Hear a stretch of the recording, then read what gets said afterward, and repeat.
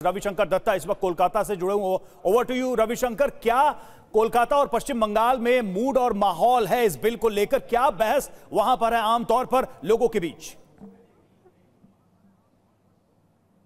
देखिए, पश्चिम बंगाल की अगर बात किया जाए तो तृणमूल कांग्रेस इसका विपक्ष में है। वो तो आम सी बात है कि इनके इंडिया गठबंधन इसके साथ खिलाफ बोल रहे हैं। तो हमारे साथ उज़मा आलम और उनके साथी हैं, उनसे बात करते हैं, जानने की ये कोशिश करते हैं कि ये पूरा मामला में आप लोग मुस्लिम लॉ बोर्ड या तो आप, क्योंकि लॉ बोर्ड के मेंबर है, कैसे देख रहे हैं आपका इंडिविजुअल जो?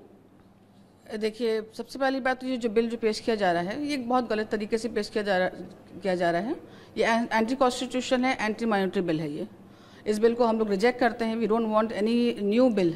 जो बिल है ऑलरेडी उसको, उस पर लॉ को मजबूत कीजिए। नया बिल लाकर सब चीज़ें ठीक हो जाएंगी, ऐसा तो होने वाला है नहीं। और अगर आप जिस तरीके से बिल लाया जा रहा है, आप लोगों ने राय मांगी थी, जेपीसी ने हम लोगों से राय मांगी थी, 5 करोड़ हम लोगों ने मिल करके राय दिया था। वो सबको ओवरलुक करके इस बिल को जबरन लाने की मंशा ही बताती है कि इसमें कुछ ना कुछ इनके दिमाग में है कि हमारी प्रॉपर्टी को कैसे वो कंट्रोल में लें। अच्छा, जिसके लिए हम उनके पास हो जाते हैं। क्या लगता है जी? पहले तो समझिए कि ये वक्फ बोर्ड जो है ये एक चैरिटेबल विंग है मुसलमानों का, जो हमारे पुरखों ने दीन के लिए, इस्लाम के लिए, अल्लाह के लिए वक्फ किया, डोनेट किया।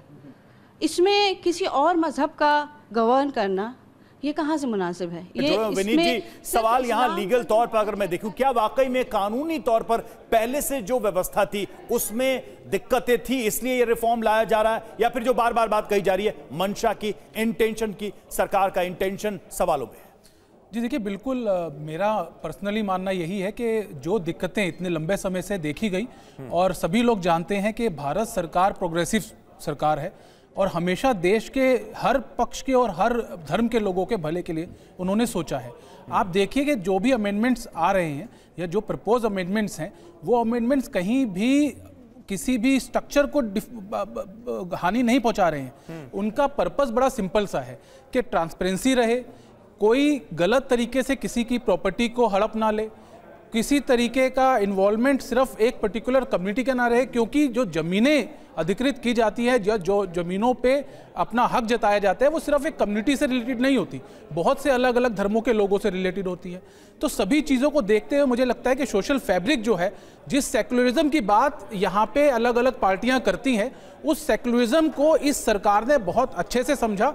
और नहीं, लेकिन क्या आपको भी लगता है कि इस नए कानून के अमल में आने के बाद सरकारी दखलंदाजी वक्फ संपत्तियों में बढ़ेगी?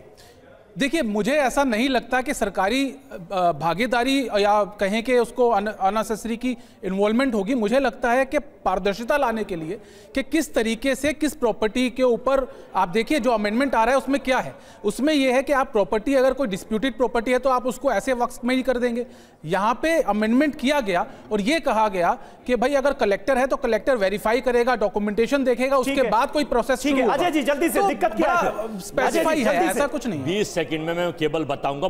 पीछे जाना बहुत जरूरी है, भविष्य तो तभी देखेंगे, पीछे जाएंगे। देखिए, 1999 में 4 महीने की सरकार थी, कुछ नहीं करा। 14 से 25 अभी जो किया है वो सही है, उसी पे जा रहा हूं मैं, उसी पे सुन तो लीजिए।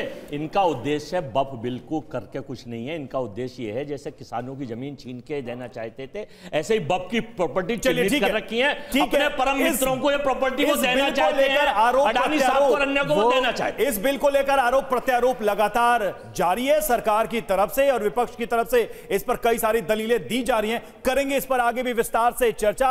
12 बजे आज इस बिल को टेबल होना है, उस पर भी नजर रहेगी, और जो इस पर बहस है आज, उस पर पूरे देश की निगाहें टिकी हुई हैं।